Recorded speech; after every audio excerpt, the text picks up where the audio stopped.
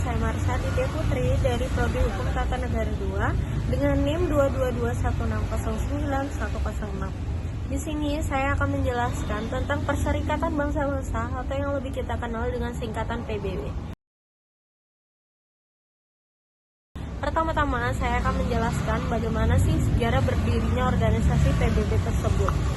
Awal mulanya berakhirnya Perang Dunia yang pertama pada tahun 1914 sampai 1918, kemudian adanya perjanjian Versailles tahun 1919 antara Jerman Raya, Austria, Turki sebagai pihak yang kalah dari Inggris dan Perancis sebagai pihak yang menang.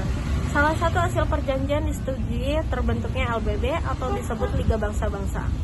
Liga Bangsa-Bangsa diprakarsai oleh Presiden Amerika Serikat pada saat itu, yaitu Woodrow Wilson, dan diresmikan tanggal 10 Januari 1920 dan berkedudukan di Swiss atau negara netral. Dalam perjalanannya, LBB tak mampu mencegah dan menciptakan perdamaian dunia dan kehilangan wibawanya. Kemudian, pada tanggal 1 September 1939 terjadi pecah Perang Dunia yang kedua, ditandai dengan penyerbuan Jerman atas Polandia di bawah kekuasaan Nazi, pimpinan Adolf Hitler, dan muncul kekuasaan fasis Mussolini serta Jepang menyerang Pearl Harbor. Pada tanggal 14 Agustus 1941, Perdana Menteri Inggris Winston Churchill dan Presiden AS Franklin Roosevelt mengadakan pertemuan khusus di atas kapal Amerika Serikat Augusta di perairan Newfoundland di Samudra Pasifik. Dalam pertemuan tersebut menghasilkan deklarasi tentang kebebasan, kemerdekaan, dan perdamaian dunia atau Piagam Atlantik atau Atlantic Charter, merupakan dasar-dasar pembentukan organisasi internasional PBB. Dari isi Piagam Atlantik tersebut, yang pertama, ada tidak dibenarkan adanya mencaplok wilayah negara lain. Yang kedua, pengaturan sebuah negara harus disesuaikan dengan keinginan masyarakat setempat. Yang ketiga, setiap bangsa berhak menentukan bentuk dan corak pemerintahannya. Yang keempat, mengusahakan perdamaian dunia. Yang kelima, memajukan kerjasama ekonomi dunia dan peningkatan kesejahteraan sosial. Terus selanjutnya ada tujuan dari PBB. Yang pertama, mempertahankan perdamaian dunia dan keamanan internasional. Yang kedua, mempererat hubungan persahabatan internasional berdasarkan penghargaan dan persamaan hak untuk menentukan nasib sendiri dari tiap-tiap bangsa.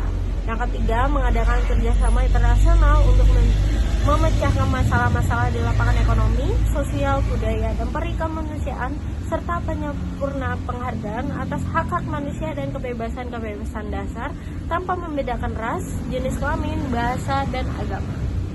Terus yang keempat, menjadikan Perserikatan Bangsa-Bangsa sebagai sebuah pusat bagi penyesuaian tindakan-tindakan dalam usaha mencapai tujuan bersama. Selanjutnya ada peran PBB dibagi menjadi dua jenis, yaitu yang pertama ada bagi dunia internasional, yang kedua dan bagi Indonesia. Yang pertama, internasional, menyelesaikan berbagai konflik yang berpotensi menghancurkan perdamaian dunia, ditilik dari bidang keamanan dan perdamaian. Yang kedua, mengampanyekan pembangunan di dunia-dunia berkembang dari segi ekonomi. Yang tiga, partisipasi lain di bidang sosial budaya, kesehatan, dan kemanusiaan dilihat dari misi berbagai organisasi di dalam tubuh PBB. Selanjutnya, bagi Indonesia, yang pertama, menyelesaikan persengketaan Indonesia dan Belanda dengan mengirimkan Komisi Tiga Negara atau KTN yang mengantarkan keduanya pada perjanjian Renville. Mengirimkan UNCI ketika Perang Kolonial Indonesia Belanda berlangsung yang kemudian membawa pada KMB. Yang ketiga, PBB mencegah perang besar-besaran antara Indonesia Belanda pada saat pembebasan Irian Barat. Yang keempat, melalui badan khususnya Indonesia mendapat bantuan kemanusiaan ketika Perang Kolonial Indonesia Belanda berlangsung yang kemudian membawa pada KMB. Yang ketiga, PBB mencegah perang besar-besaran antara Indonesia Belanda pada saat pembebasan Irian Barat. Yang keempat, melalui badan khususnya Indonesia mendapat bantuan kemanusiaan. Selanjutnya ada juga asas-asas PBB. Yang pertama, ada PBB didirikan atas dasar persamaan kedudukan dari semua anggota. Masing-masing anggota mempunyai kedaulatan yang sama. Yang kedua, semua anggota harus memenuhi kewajiban-kewajiban mereka dengan ikhlas sebagaimana tercantum dalam piagam PBB. Yang ketiga, semua anggota akan menyelesaikan perselisihan internasional mereka secara damai. Yang keempat, dalam melaksanakan hubungan internasional, setiap anggota harus menghindari penggunaan ancaman dan kekerasan terhadap negara-negara lain. Yang kelima, semua anggota harus membantu PBB dalam tindakan-tindakan yang diambilnya berdasarkan ketentuan piagam PBB. Yang keenam, PBB akan menjaga agar negara-negara yang bukan anggota bertindak sesuai dengan asas-asas yang ditetapkan oleh PBB. Yang ketujuh, PBB tidak akan campur tangan masalah dalam negeri masing-masing negara anggota.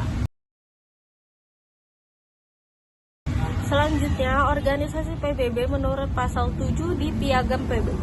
Yang pertama, ada Majelis Umum, merupakan arena perdebatan umum di mana semua anggota memiliki perwakilan dan satu suara. Majelis Umum memiliki fungsi elektif seperti pemilihan anggota Dewan Keamanan, Dewan Keekonomian dan Sosial, dan Dewan Perwakilan. Yang kedua, ada Dewan Keamanan bertanggung jawab untuk memelihara perdamaian dan keamanan internasional. Dewan Keamanan memiliki kewenangan untuk bertindak atas nama semua anggota PBB dan dapat mengambil tindakan penegakan keamanan seperti sanksi ekonomi dan pengiriman pasukan militer. Yang ketiga, ada Dewan Ekonomi dan Sosial atau ECOSOC, menangani isu-isu ekonomi dan sosial internasional. ECOSOC memiliki tujuan untuk mempromosikan standar hidup yang lebih tinggi, mengidentifikasi solusi untuk masalah ekonomi dan sosial, dan mendorong penghormatan terhadap hak asasi manusia. Dewan Ekonomi dan Sosial memiliki badan-badan khusus seperti FAO, WHO, ILO, IMF, dan UNICEF, dan lain-lain. Dewan Perwalian yang keempat, ada Dewan Perwalian memberikan pengawasan internasional terhadap wilayah perwalian yang ditempatkan di bawah administrasi negara anggota. Dewan Perwalian bertanggung jawab untuk mempersiapkan wilayah-wilayah tersebut menuju kemerdekaan.